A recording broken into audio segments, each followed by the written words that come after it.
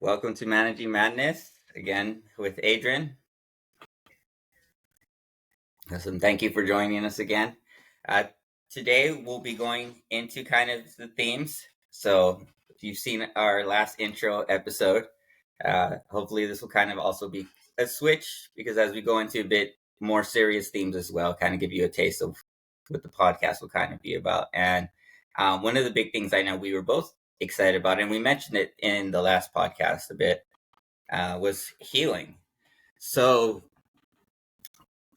I'll go into it for myself just then. So I had depression since 12 till 27 is kind of when I consider my depression era. So mental health has always kind of been a big component of my life. And um, I'll share more details about that specific stuff later. But it wasn't until recently that I started learning I was very disconnected from my body.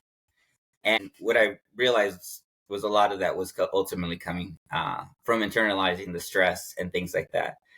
But also, um, I'm always generally present very calm, but my anger and rage, which I've always had kind of within me and inside of me, and how that has ultimately always played a part of my life and always been something I thought I'd always have within me was this kind of this rage that has only ultimately started disappearing this year for me.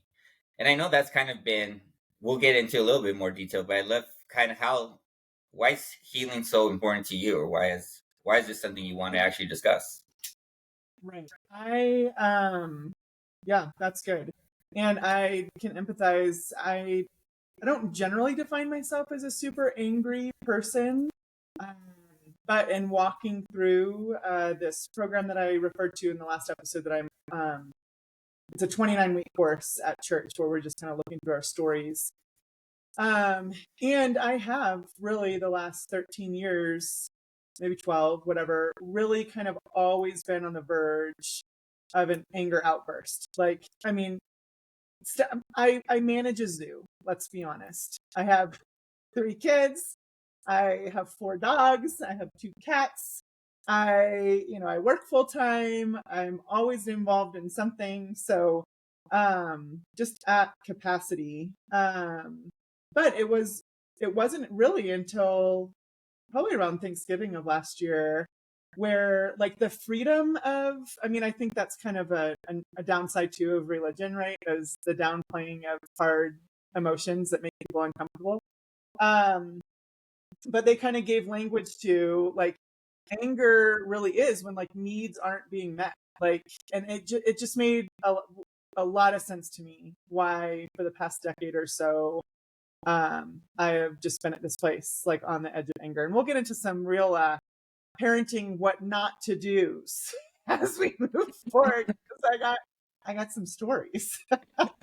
And I'm so curious as my kids become adults. Right now, I've got a 17-year-old, almost 11-year-old daughter, and then an 8-year-old. So boy, girl, boy, and they're just really neat people. So pretty emotionally intelligent, very aware. Definitely will call me on my stuff. Anyways, that's a huge driving force for me in my healing is again kind of what I referred to in the last episode. My parents were really good about modeling just growth and healing and conversation and forgiveness. And I want to continue to do that with my kids. I want them to see a healthy, happy, honorable mom that makes mistakes but can own my mistakes. And I've got this list right here in front of me of what I want to be perceived as. And it was interesting because my daughter was like, oh, kind, engaging, consistent. She thought it was for my students. She's like, is it because some of them drive you nuts? And I was like, that's actually like who I want to be as a parent and a person. Like, I want to be kind. I want to be engaging. I want to be consistent. And I feel like the edginess of anger just made me really inconsistent. I wasn't being true to who I was, to my convictions, to just a lot of different things. So just really, yeah, wanting to model integrity and growth, be similar to mine. a big realization to me was recognizing that how much healing can come from just the acknowledgement of people that hurt you. So we kind of talked about this story with my mom when she was living Right. with me a couple of years ago. She brought up concerns with my daughter, who at the time, my daughter was having a hard time with my mom living here, particularly. I mean, my mom was in grief. She was like, I did not marry someone 15 years younger thinking I'd be widowed by 70. And was kind of like, what do I do? Where do I go? So she came and lived with us for a year. And it was hard for my daughter to share me, you know, because I want to be there for my mom, but I'm in the middle of raising kids, and then flipping COVID. We'll get to that too. So it's like kids are in and out of quarantine, and it was like, my marriage was falling apart. There was just a lot of things going on. But my mom had brought up concerns about how angry my daughter was. I just expressed to her, like, how even though it was so uncomfortable to listen to some of my daughter's emotions, just that I was proud that at that age she felt so free to walk through that, you know, out loud, like not in a way that she was stuffing it or trying to keep me happy or keep the peace. And my mom's heart of just like, I didn't realize that was your story. Like, I was so busy raising you girls and trying to keep my marriage together and working, and like I didn't realize I'd created that, and like I am so sorry. And like I did not even know how much I needed to hear that. And it was just such a good reminder to me of, you know, because I have lots of friends that are walking out hurts, and their parents or perpetrators or whatever it is are not going to be the ones that step in and help them heal. But I think it was just so big of, if we have caused pain, if we can own that and acknowledge that, I just feel like healing power is like exponential. So anyways, kind of rambling there. Also a story of my life.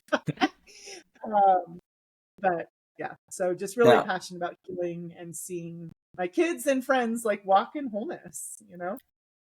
Yeah. And actually, in you saying like walk in wholeness has actually been a big thing of where my healing kind of story. So as I mentioned, from 12 to 27 is when I consider my depression era ultimately.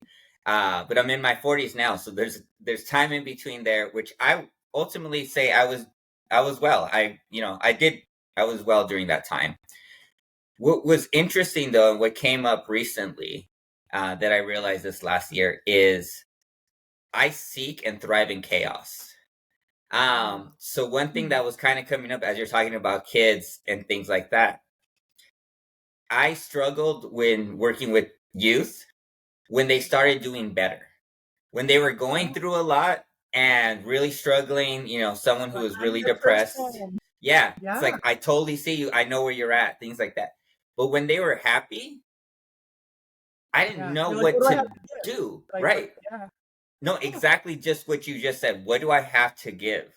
It's me struggling with their happiness and not knowing what that ultimately is in me. And that was like, I think one of the things that ultimately led me to therapy, was because one of the things I also identified since the pandemic was just how disconnected I was from my body. So I started just to gain more and more awareness of my body and, sensations within my body. I wasn't ready for therapy yet, though, because as we discussed, rage and things like that, I didn't like what was inside, so I wasn't ready to go inside yet. Yeah. So it wasn't until a year, and it was interesting, as you said, kind of that wholeness is kind of how that's ultimately where my journey has come into play. And as I hadn't said wholeness yet, so that's why I'm currently like processing that word. Yeah. But I like it because it's kind of what I'm ultimately trying to move towards these days. Right. Yeah, like all of me. It's like we kind of go back to that last time too of like, we do not have solutions. We got a Yeah. lot of struggles in the life stories. Right. Yeah. And both of us being in a healing process in itself. And that's why, like, I want to be at peace with the rage inside of me, all of that. I just don't want it to be all consuming and the Yeah. consistent, which it has been for huge chunks of my life, or most of my life. Yeah. Because I mean, it is just so unpredictable, right? It just makes you feel out of control. Not fun. for but us controlling. right. But as you're, Fine for you. well, and that's why it's interesting because yeah, I don't have kids of my own. I just work with students. Both of our backgrounds are education. We didn't really discuss that last time, but we have a background in education. Both of us work with communities in different capacities as well. But one of the big things has just even been healing the relationship between me and my mother, who honestly didn't get along when I was growing up. Uh, it was a lot happening. Like as you discussed in your life, a lot of things are happening, and it's really hard to ultimately process sometimes what that ultimately means for the child. My situations where now, as I'm able to have more open dialogue with both of my parents, but especially my mom. My mom is really where has really helped me understand a lot about myself, because it's interesting because genetically I'm a lot like my father, and but learning that from my mother and why the importance of, as I work now with kids and their parents as well, the importance of having these conversations with kids as far as us not being perfect, but having that dynamic now of where I knew my parents weren't right, and now kids can actually prove that their parents aren't right, and Yeah. how that really changes in having those conversations. Yeah, now with my mom, and how what that dynamic looks like in having an open conversation of understanding that people aren't perfect. There isn't this set roadmap of all you need to do is this, and you'll be happy. Because And I I think younger, definitely tried to do that path, right? Like by the book, when you look at my life, I graduated with honors. I earned a college scholarship. I went straight to college. I say successful basketball career very loosely, but I played basketball for 4 years at one college. I student taught. I was one of the few people that joined Teach for America, credentialed, like having already done my student teaching and knowing that this is what I wanted to do with my life. I did kind of have an existential crisis right before I graduated. Like, I've never let myself think anything different. Like, since I was 3, I was going to be a teacher, a mommy, and an astronaut. Like, and teacher and a mommy, they like stood on, like astronaut astronaut, didn't make the cut. too big for that. Like, sorry, I can't so all that to say, I followed the right path, like that I did the right things. I like, um, you know, then I became a Christian in college, and then I like tried to walk that out, and then, you know, with my husband, like waited until we got married, like had kids, like, and it has just kind of backfired on me.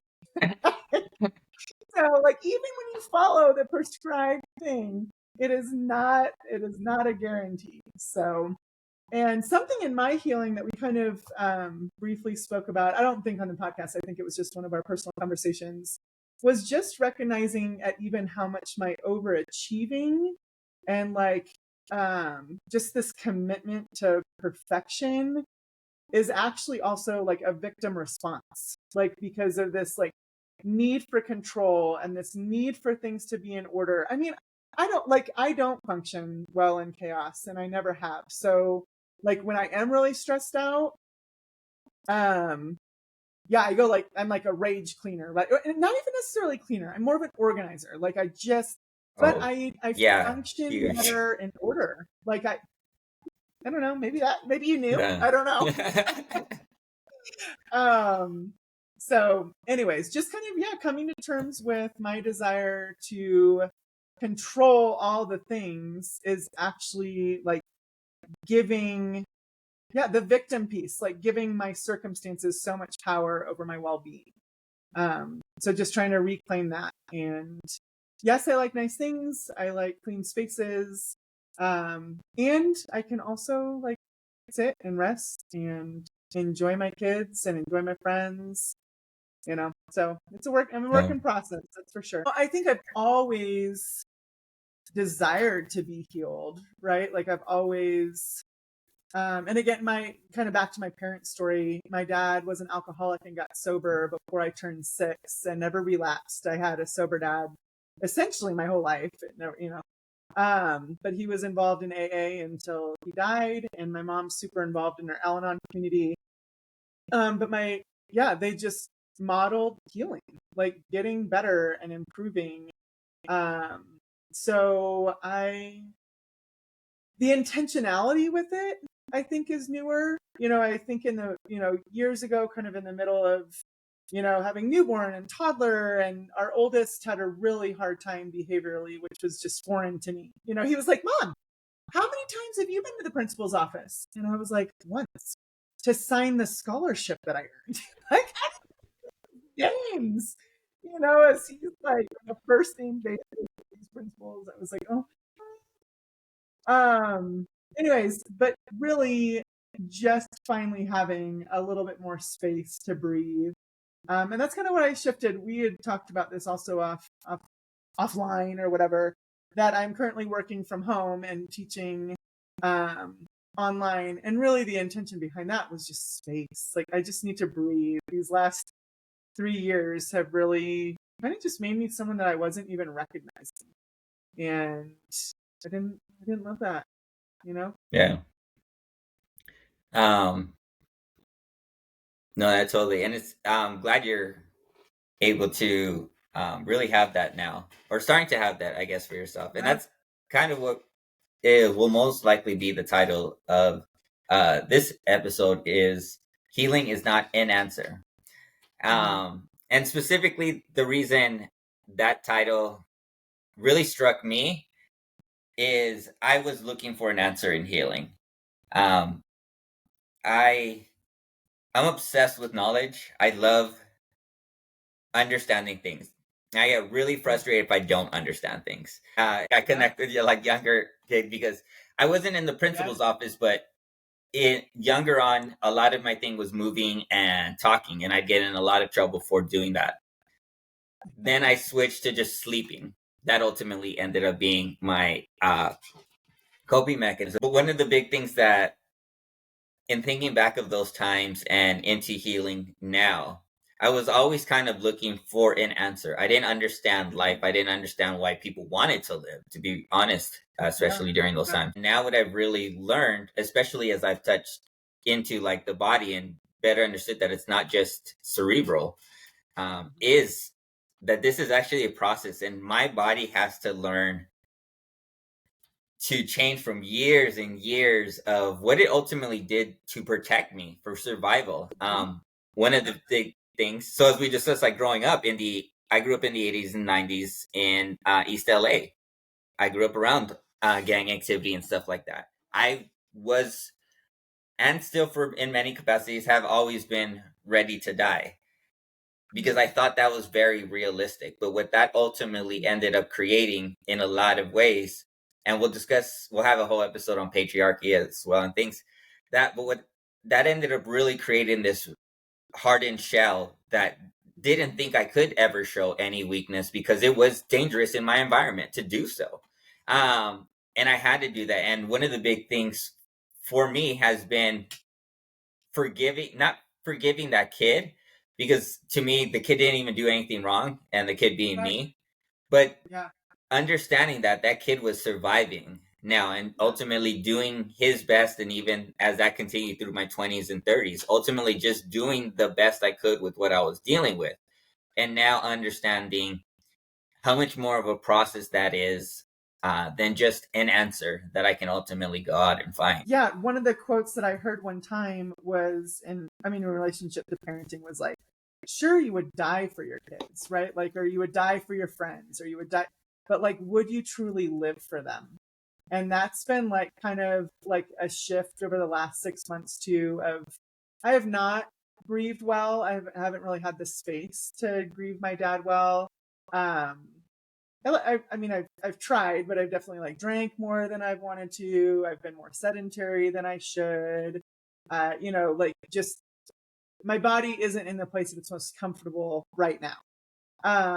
And that really struck me of, sure, I'd do anything for my kids, but would I, if I'm not living, like if I'm not like modeling what it looks like to try to seek after healing and hope, and not that everything's just rainbows and butterflies, but but just like that they're like the purpose piece. I mean, even how you wrapped up the last episode kind of talking about our common vision of like the purpose of just empowering and learning from and engaging with like just young people and what they have to offer and just what a driving force that's just been in our life's work, you know, like how do I help my kids find something they're passionate about? And if I'm not living that out or at least seeking it out, like what else can I expect from them? So Right. And that's one of the big things I ultimately did feel coming back, I mean, full circle as far as in my journey for healing is I it was twofold in which I felt it started off with feeling my kids deserved to see a happy version of me. And then me realizing I deserved to see a happy version of me yeah, as well. yeah, But like you that's a said, huge yeah, that was a secondary thing. So one of the deepest things my uh, therapist said that I didn't is, because I started feeling guilty about having the privilege to do therapy and knowing, that is ultimately a privilege and being able to kind of ease up on some of my work while I was going through this process and talking about, my community and a need to be there for community and my therapist straight telling me, you talk about healing in your community. Aren't you part of your community? It's like, yeah. It's like, yeah, then don't you also deserve some healing? And then that's where, yeah, like, yeah. all the tears and all the feels where it was like, it was something I hadn't, honestly. I had not ever considered that I deserved I feel the same any of way. that I think healing. that we're like being selfless. Like we're caring about other people and we're doing all these things. But it is like actually incredibly selfish to not like honor our bodies and honor our stories and like yeah, live life in a way that like understands what our bodies have carried for us and like the work that it's Mm. done. And So what's interesting though is like you use the word like selfless and things like that. To me, especially, and I think this can be common for maybe a lot of guys out there in the sense that it sure, I guess when I look down into it, I could maybe see it. But for me, it was more of a duty. To me, there wasn't no other option. I didn't, and it wasn't like, yeah, it wasn't me acting because I wanted to be selfless or anything. I didn't yeah, know there was any other way to live. That's literally what I saw growing up as far as providing. When I was told as far as like problems, there wasn't ever really time for problems because why are you communicating problems? Go solve them. yeah, That's always the feeling I always had. Like, why is there problems? Like, you go solve them if there's problems. yeah, Um, yeah, so in growing up, I took that into adulthood, and that's where, as we'll discuss, relationships and things in the future of, as well, of how that ultimately comes in all into play, where I thought that was my role. It's not even so much that I'm trying to do it to be selfless. I didn't know there was any other way of living, in which that was a huge yeah, thing where in this year with my healing, moving away from the concept that my career is my identity, that is yeah, everything I am. yeah. Oh, identity. That'll be Mhm. a good one too. Yeah, just interesting to consider kind of what defines us and it changes, right? Like you kind of talked about your depression era, but and maybe I mean I don't think it's just like a Christianese word, but the like seasons of life, right? That we have just different capacities and different I don't know. I don't know. I'm excited to see where all this is headed and yeah, just the work that continues in both of us and what that bring like the freedom it brings to us, but then also like the influence it has on others. And then it just I think it opens us up more to be able to learn and listen from other people also, when we have more Yeah. capacity. That's kind of been And, my whole thing this last little bit. Like I need things to be like sustainable. Like how do we make things that like yeah, we can just continue hard work. That's good work. Like, right. good trouble. And Good work. and that's where I think as well trying to move towards uh, an idea of work that also doesn't only drain from me, can also be part Yes. of, my growth. And I think, that was one of the ideas that really came up when we really had very little communication about this podcast, y'all. Um, I think but maybe like 8 minutes as I was yeah, running into my church session and yeah. And that was and a after me lot of sending, yeah, a unanswered lot texts.